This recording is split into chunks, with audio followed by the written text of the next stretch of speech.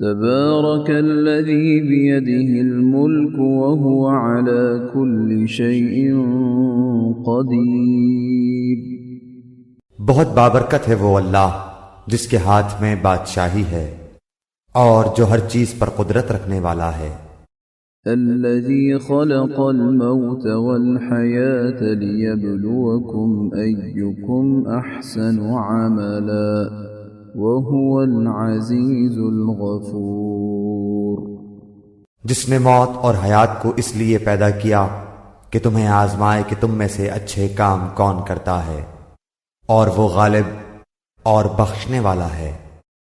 الذي خلق 7 سماوات طباقا ما ترى في خلق الرحمن من تفاوت فارجع البصر هل ترى من فطور.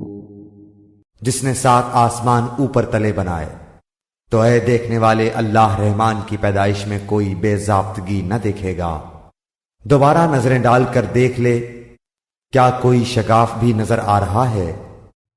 ثم ارجع البصر كرتين ينقلب إليك البصر خاسئا وهو حسير.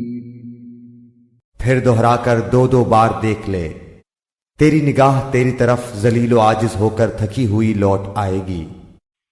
وَلَقَدْ زَيَّنَّا السَّمَاءَ الدُّنْيَا بِمَصَابِيحَ وَجَعَلْنَاهَا رُجُومًا لِلشَّيَاطِينِ وَأَعْتَدْنَا لَهُمْ عَذَابَ السَّعِيرِ.